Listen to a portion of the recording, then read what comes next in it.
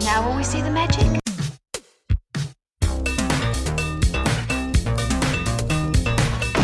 All right, where's Murray? Okay, who is it? This is Jesus, kid. Know then that it is the year 10,191. Yes, we are bored. We're all bored now.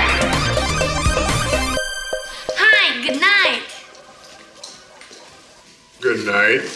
Hello, and welcome to Mary vs. the Movies with your host, Mary Jones. And Dennis Elf. Merry Christmas. Ho, ho, ho. Happy holidays. And what would you like, little podcaster? Have more than 10 listeners? Ho, ho, ho. I'll see what I can do. Right on, Santa. Could I also have $1 million? Oh, ho, ho. What? That's not making my dreams come true. Sorry.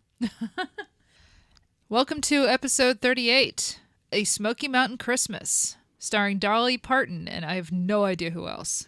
So I looked up Dolly Parton Christmas special. There's a whole bunch of them. Oh, there are. Yeah. Yes. She just keeps churning them out. In fact, I saw one, I don't know, maybe 2 or 3 years ago was on CBS, so she still makes them. Yeah, there's one on CBS. There's one on Netflix, which apparently is a mess. But, Oh, really? yeah. So, but this is back Dolly in her prime. Yeah. And in her acting prime, really. This is, what, 1986? Yeah.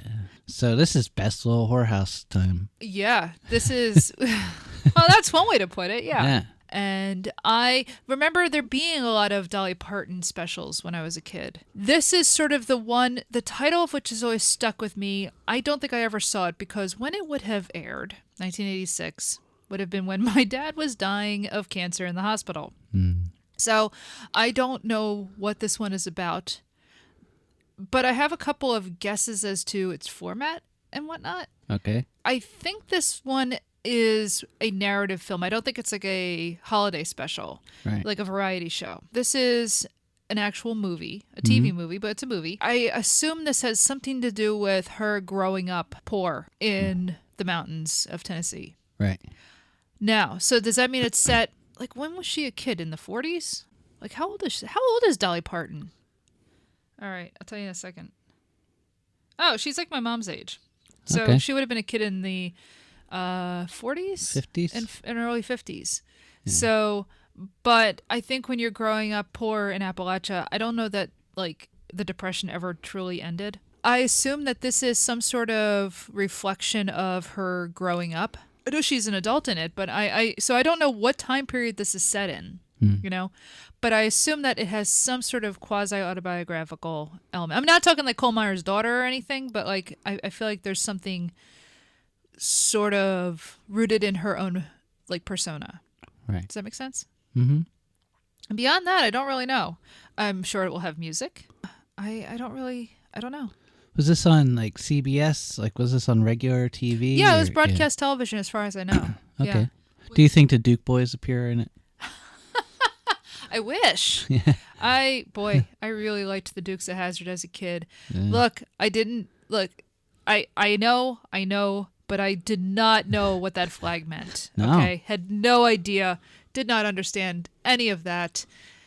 Yeah. I just thought it was two guys who were very cool and had a car that could jump over stuff and didn't like cops. Yeah. Sounded pretty cool. Mm-hmm. Did not know about, that like Southern pride as a reactionary element never seemed to be part of her thing. Right. So I'm not expecting that in this. I'm expecting Christmas, right? Yeah. Christmas and cabins and pine trees. And, I don't know about snow because I don't know if it snows in Tennessee in December. But, that 40 years ago, maybe it did. I seem to remember winter being a lot snowier when I was a child. Yeah, but, of course I was around Philly, so. Well, yeah. I mean, I don't know what it was like in Tennessee. Any other thoughts? No, I once snuck into Dollywood. Oh, that's right. This is in Pigeon Forge. I was kind of on a road trip going down to Georgia. It was late in the day. It was just about to close, and so people were coming out, and we just kind of went in where they came out and just wandered around. We didn't go on any rides or anything, and I just remember these giant pictures of Dolly everywhere. It was pretty fun. Well, I'm expecting something that's definitely Christmassy in the way that I'm expecting it. I'm thinking more John Denver and the Muppets Christmassy than Merry Christmas, Mr. Lawrence. Yeah. Yeah, you know? Yeah, I definitely, yeah. Great movie. Its Christmassiness was definitely not what it had to come with a lot of explanation. Right. Whereas I'm expecting this to be just pure cornball, popcorn strung on your Christmas tree. I will say I saw it had a huge cast. Really? Yeah. I have no idea who's in this movie. I'm thinking that like it might get confused. Well, but we'll see. We'll see. So, shall we go and watch the movie? Yep. Dreaming of a Smoky Mountain Christmas with the kids around the fireplace stringing popcorn for the tree. I'm dreaming of a Smoky Mountain Christmas with nothing much that money buys, but everything worthwhile in life. Dreaming of a Smoky Mountain Christmas. You can Now, if I had seen that as a kid, I would have loved it. And I didn't dislike it as an adult. It has a certain charm. It's made for TV, of course. Yeah. It really looks like it's made for TV. And I mean, it isn't helped that the only copy we could find is on YouTube, obviously ripped from somebody's videotape. It looked better than the Muppet one, though. That's true. It looked a lot better than the John Denver and the Muppets. There was no in the middle of it. That's true. Yeah, as far as we've transferred from a VHS that was probably, recorded from television, this wasn't too bad. The sound quality was actually very good. It's just that the visual quality was terrible. The gold standard of TV Christmas movies is A Christmas Carol starring George C. Scott, right? So it's not like I think that made-for-TV films are going to be bad necessarily. Sometimes they're good. I mean, Angels in America is great, although that's almost more like a miniseries because it's, 4 3-hour movies or something? It's very long. And that was HBO. And it was HBO. So yeah, I mean, kind of different. It is kind of different.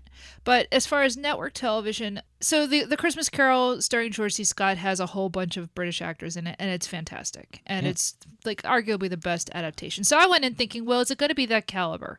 And it's not. Yes, it's directed by Henry Winkler, who by all accounts is a mensch. And so I have no ill will towards Henry Winkler.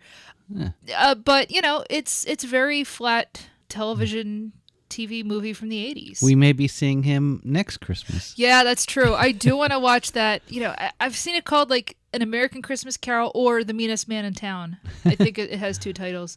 Yeah. That he not only, I think, directs but stars in as like a Scrooge in the 1930s. Wow. So, yeah, this will not be our last visit with Mr. Winkler. But,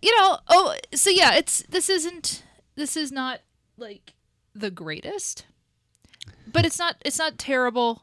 It has some charm. It's just very corny. It's real cornball. This could have been made in the 30s, except it's a little too fantastical, I think, for the 30s. There are plenty of plots. Oh my God, there's so much plot in this. Not all of it even has a payoff, because they definitely forget certain. Some they just drop. They completely forget.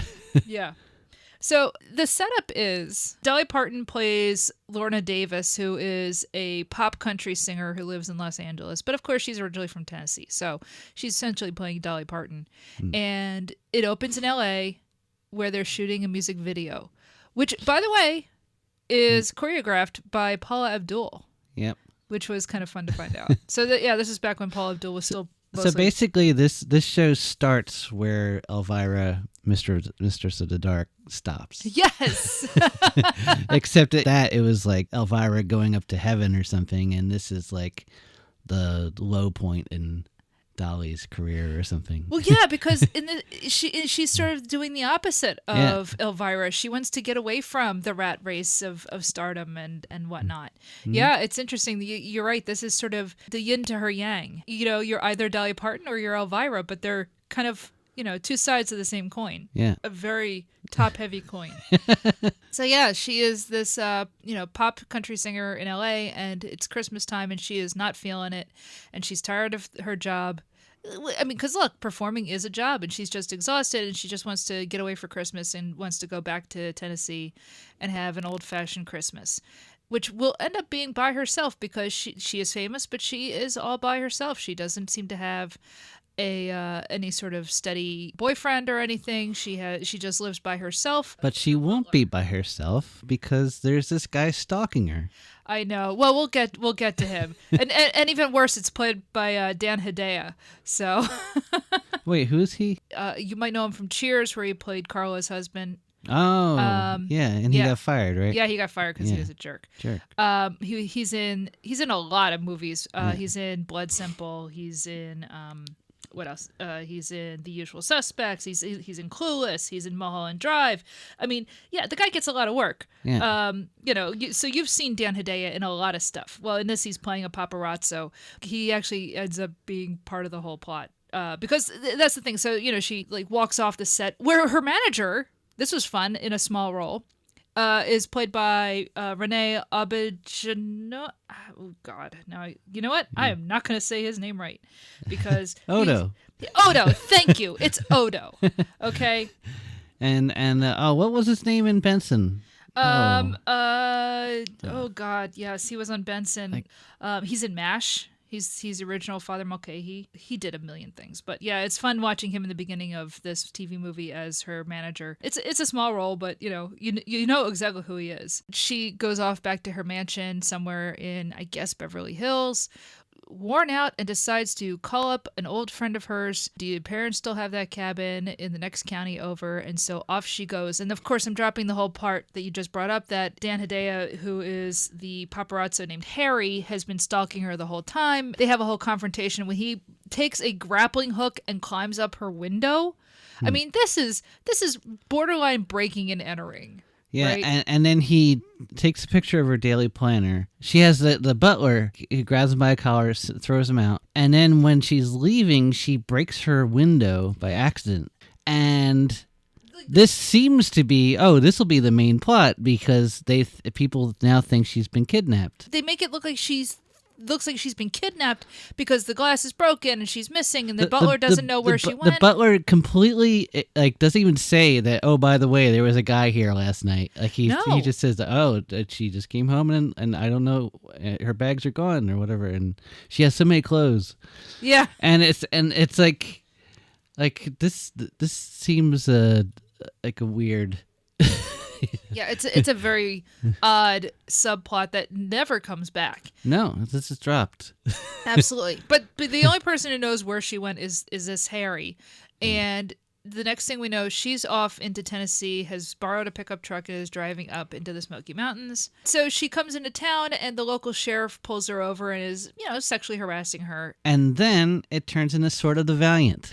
So the sheriff lets her go, and suddenly this woman on a horse rides up, and she's a witch. She's performing magic. She hates Dolly immediately because he's like trying to pick her up or something. And now the rest of this movie is Jezebel, the name of the witch. Yeah, subtle. Yeah. Has a vendetta against Lorna. She thinks she's trying to get her man, who of course is also her ex.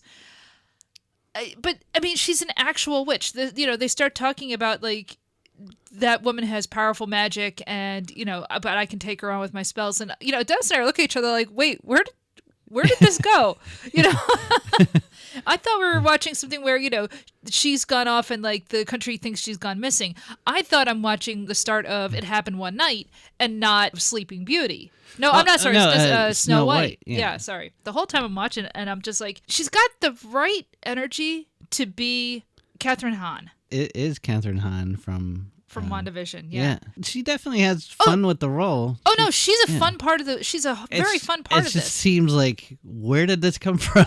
It's just so out of the blue that all of a sudden we're dealing with witchcraft. Yeah. And believe me, I understand that there is all sorts of like Appalachian folk magic. I've read books about it. So it's not like it's conceptually odd. It just seems to come out of nowhere in terms of the movie that we're watching. It was very unexpected. So she goes off and finds the cabin and decides to fall asleep. And the next thing we know, 7 kids come back from the mines. Yes. And are like, what are you doing in our bed? We've got a Snow White situation on our hands. All of them like him except for Grumpy, who is kind of their head kid. Yeah. But everybody else thinks she's great. In fact, there's a Phantom Menace scene where like one kid's just like, "Are you an angel?" Oh my God.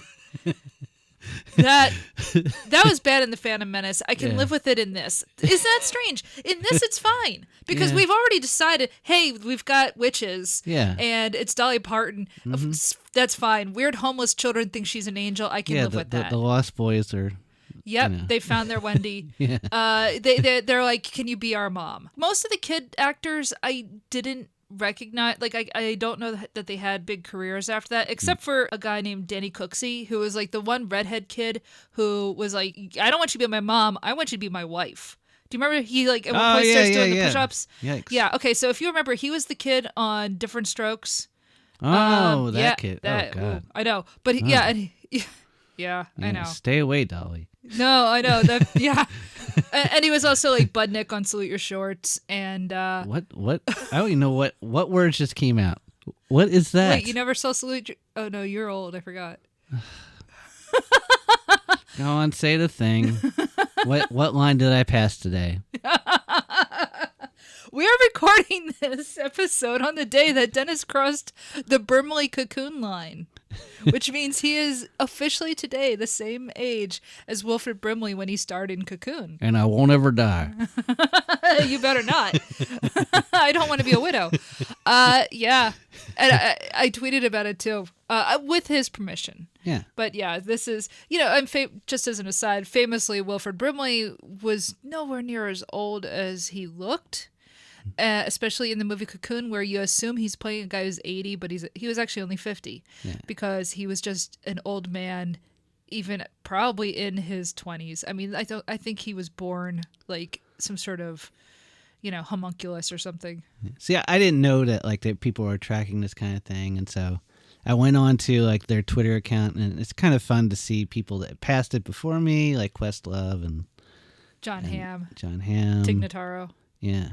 So anyway, yeah, Salute Your Shorts was a TV show on Nickelodeon when I was, I don't know, appropriately aged. So he's the only kid I recognized as an actor, and whereas everybody else is like, would you be my mom? He's kind of got a thing for her, which is always weird. That's always creepy when you have children who have a thing for adults and they write a script around that. I'm like, no.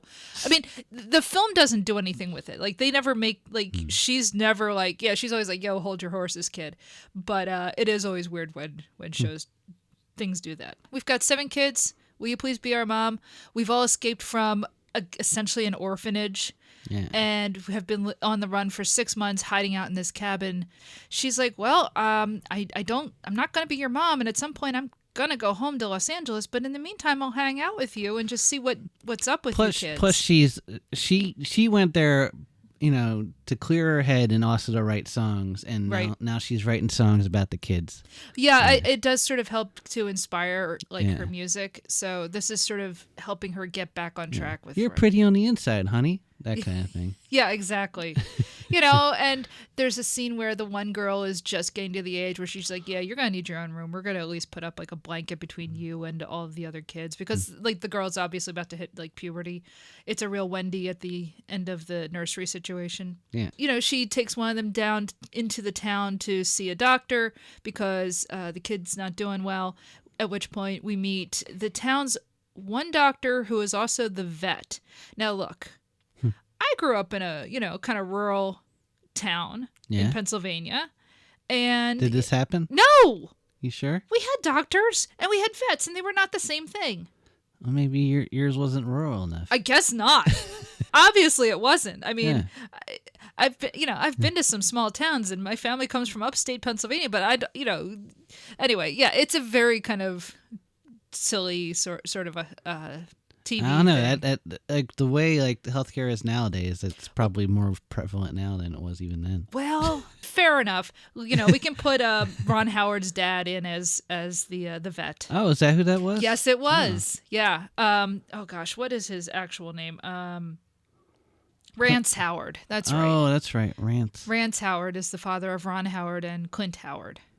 So of course, oh Henry man, Winkler, Clint Howard should have been in this. But the whole time the kids are saying, "Meanwhile, watch out for Mountain Dan."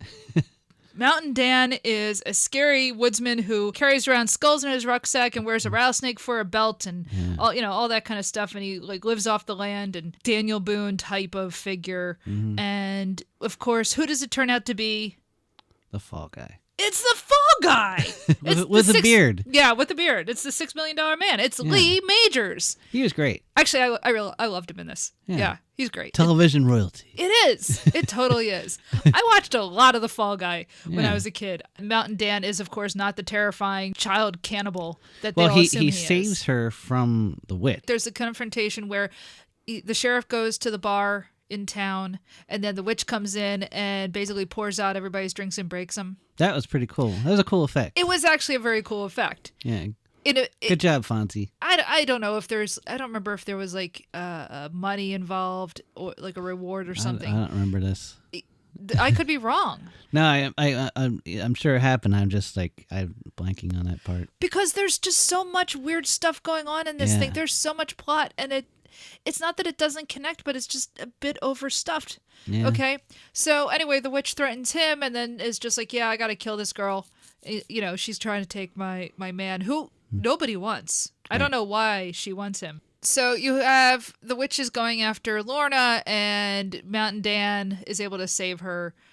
I forget exactly now how she attacked Lorna, but, you know, something in the woods, witchcraft. Mountain Dan, I guess, has a bunch of like medicine charms that he wears around his neck. Yeah. So that deflects the witch. That Lorna recognized, like, oh, I remember hearing about that as a kid. She's able to bring Mountain Dan back to the cabin. Of course, all the kids are just like, well, this guy's about to eat us for dinner.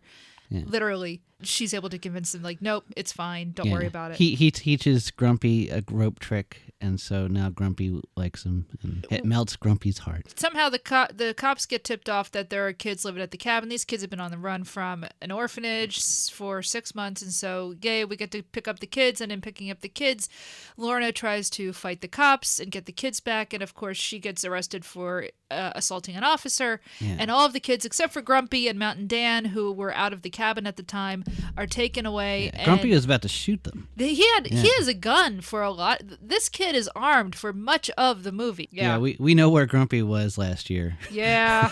Oh my God, you're right. Yeah. Oh no. Do you know where Grumpy would be on January 6th? Yeah, I think we can guess. I think we have an idea. Well, anyway, so the kids are swept up and sent to another orphanage, or I guess it's like back to the orphanage that they came from. Yeah, which run is, by two women that hate kids. And who basically are like the evil version of the Baldwin sisters from the Waltons. Yeah. Because they're dressed as if it's the 1930s. Grumpy and Mountain Dan decide they've got to break out Lorna from prison, but at the same time, so that they can rescue the kids, because the kids are going to be split up in the morning by a judge. Of course, the morning would be Christmas morning, so technically they have more time than they think, because this is all happening on Christmas Eve. Because of course it is. Grumpy and Mountain Dan need to rescue Lorna, but at the same time, the witch has decided that's it. I'm going to. At the same time, we go back to Snow White. Yes, all of a sudden, we've left like this weird like Peter Pan thing, and meets Grizzly Adams, and now we're back to Snow White because she's in jail. The sheriff is still sexually harassing her, and the witch shows up and is extremely jealous. She shows up with a pie that she shows up as an old woman. Well, yeah. So basically, we cut to Jezebel at home baking a pie using evil magic with what is a huge cauldron that, by the way, if any of you guys come across a giant cast iron pot like this, please give it to me. Or at least tell me where to buy it, because it looked pretty cool and I want to freak out my neighbors. Look, you can use a cauldron, all right? I can make chili. I can make soup. I can make spells. I can curse people. I can maybe throw people in and have them come back out like, reborn but voiceless, like the Cauldron Born in the Mabinogi. You mean, what's it called? What's that animated film? Oh, The Black Cauldron. Yeah. But The Black Cauldron is based on the Mabinogi. Yeah. Also called the Mabinogian. Anyway, so she has to scare everyone off. Yeah. So she has people want to hear about Predator, and you're scaring them off with witchcraft and medieval Welsh. Yeah. At least you're not actually speaking Welsh. Well, Let me go get my copy of the Red Book of Hergest. Anyway, she bakes the poison pie. She brings it to the prison. She sneaks in as an old woman who, first she's able to distract the dumb sheriff, who is, of course, her ex, and goes down to the prison and gives Dolly Parton the pie. And Dolly, of course, goes to eat it and falls asleep. So we've got a classic Snow White situation. You know what other movie also had a jailbreak and a lot of magic like this?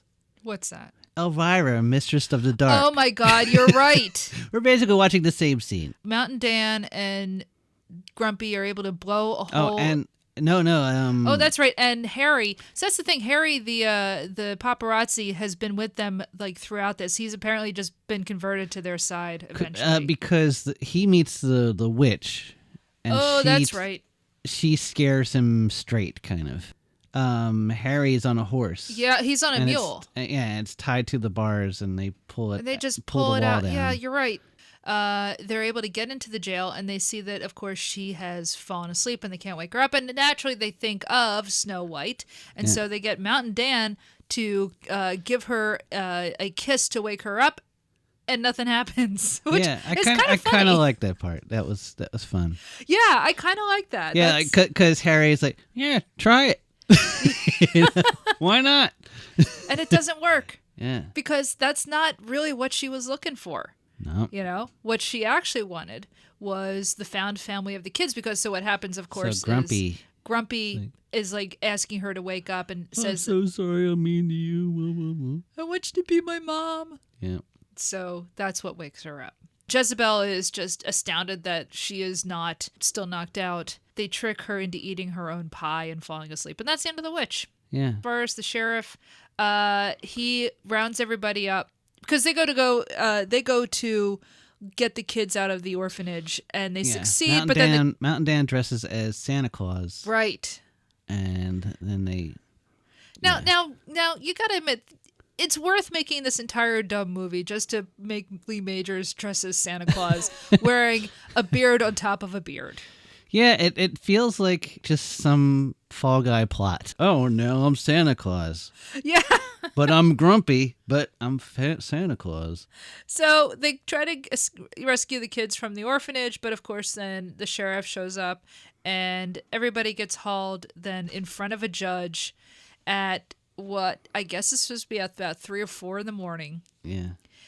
And with the idea that the judge is going to sentence these kids to essentially going back into the orphanage and being split up, and that Lorna will have to be sent away to jail or something. Who knows? Yeah. But wait, who's the judge? In what had to be maybe my favorite part of the entire TV movie, the judge is played by John Ritter. I have an odd soft spot for John Ritter. I mean, come on, who didn't like Three's Company? Even more Hollywood royalty. Exactly. So, yeah. I think the only way you could top it is if you got like Carol O'Connor or something. So yeah, John Ritter shows up, and he is a very sarcastic judge who is mostly just annoyed that he's been woken up on Christmas Day before the sun has even come up. Yeah, essentially he says, everybody's kind of at fault here, but this is a terrible orphanage run by people who hate children. Yeah. And so we don't want to send them back there. We'll have to send them somewhere else. And okay, Lorna, you broke out of prison and did this other stuff, but you were falsely imprisoned, right, which she was. And he obviously does not like this sheriff. So he essentially wants to drop all the charges.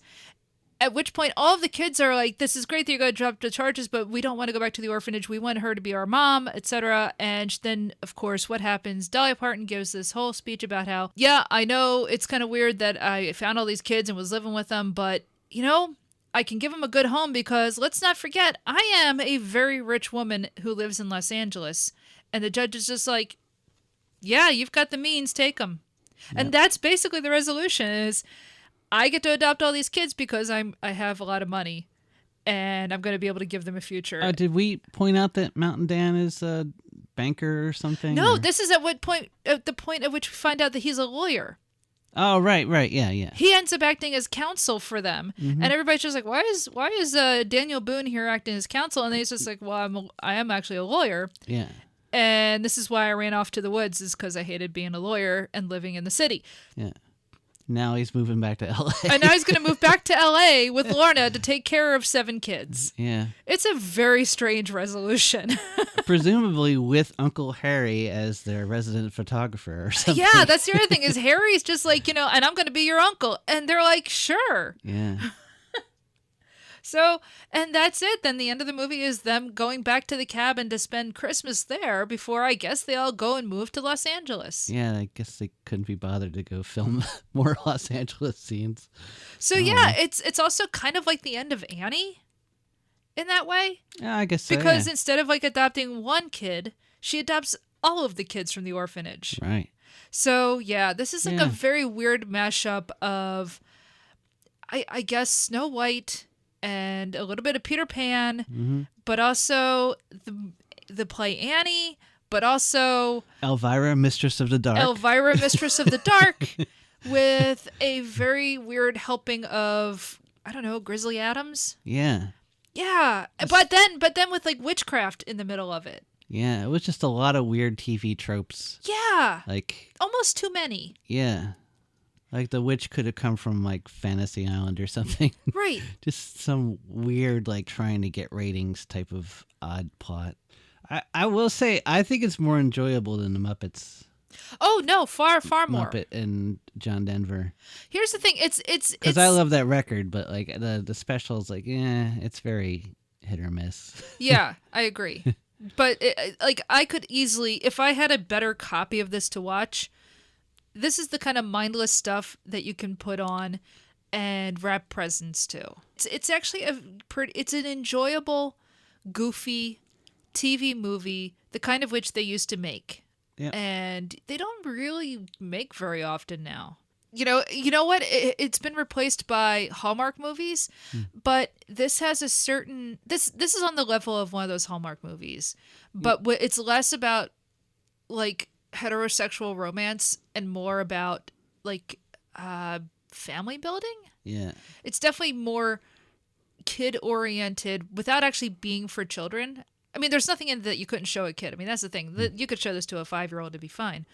But it's definitely not about the focus of the film is not, Lorna and Mountain Dan falling in love.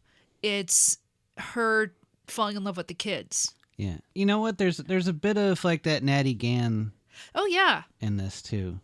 Oh sure. But Like, that's the thing. And what year's that from? It's about the same time period. Yeah. Like 87 maybe.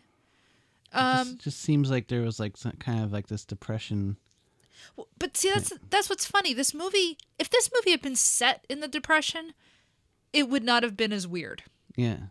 But because it's set in 1986, which is when it was out, there is something very like. As I'm watching it, I just keep thinking that's not really how Child Protection Services works, is it? That's not really how doctors work, is it? Like, I'm watching this, I'm just thinking everything in this movie would have been totally fine, and I wouldn't have been like, no, that seems kind of like not how things work if it had been set in 1932. In fact, I was actually sitting there trying to cast let's say this was made in the 1930s, right? Yeah. Who would be in it? I knew right away Mountain Dan would probably be played by like Gary Cooper. Mm-hmm. Who would be the Dolly Parton role? And you had brought up Joan Blondell, and actually that's not a bad idea. Not Stanwyck, I'm afraid. No, definitely not a Stanwyck. She's a little too city-ish. Exactly. Yeah, that's the thing. I want somebody who you could kind of buy as a girl going back to the country. Yeah. I was thinking like the whole Mae West Cary Grant package. Right. When like Cary Grant was young and Mae West was like, "Hey, I like this guy. I think I'll put him in my movies." That's true. Yeah. So you would put him in the Mountain Dan role. Yeah. I can't see him as Mountain Dan though. That's the thing. Like this is like back when like nobody knew who Cary Grant was, so True. they just cast him as anything. Yeah. As much as I like Mae West as Lorna, I don't think she'd be like Oh, I like these kids. Well, that's why I'm thinking like maybe you mentioned Joan Blondell, and I'm thinking, Yeah. oh, that might actually work better. Uh-huh. Well, so who plays Jezebel the Witch? Yeah. I like Myrna Loy. Yeah, Myrna Loy's not bad. Joan Crawford, I think, would be good. Yeah. Joan Crawford would be a scary witch. Oh yeah, she actually would be terrifying. Whereas Myrna Loy would be more like campy and fun. yeah. So it all depends on what you want to do with the witch. Yeah. You know, but yeah, you could easily have like just done this in the 1930s. Mm-hmm. Because it has like that kind of weird depression feel, even though it's made in the 80s. This is more like watching a Hallmark movie, but with better stars, but about the same level of production and direction. They've started getting like actual actors in it for some reason. Oh, Occasionally. No. Oh, I know. Like when I say actual actors, I mean like there's one with I think George Wendt and Shelley Long play Mr. and Mrs. Claus. Are they the stars or are they? They're secondary players to whatever's happening. Because the secondary players, they can be stars. I mean, like Wallace Shawn. Wallace Shawn, yeah. No, that's perfectly fine. That's legal. It's within the bounds. But you shouldn't really know who the star is. The star should be just a Hallmark actress or whatever. That's true. And a Ken doll. Yeah. Exactly. Yeah, I don't want to be distracted by knowing who they are. No, absolutely not. That would ruin the magic of And watching I don't want them to be too talented. I don't want any talent getting in the way. Absolutely of the story. never. No. So that's the problem. Here you have like people who, you actually know who they are. So this makes it a notch above the Hallmark movies. Sadly, yeah. Yeah.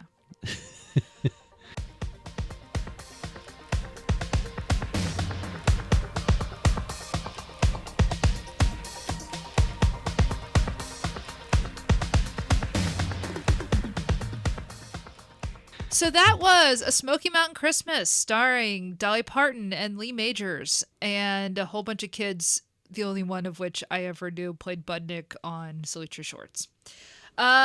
You can follow us on social media. We are Merry VS Movies on Twitter, and you can write to us. We are merryvsmovies@gmail.com. Please contact us with any comments, questions, suggestions, complaints, etc.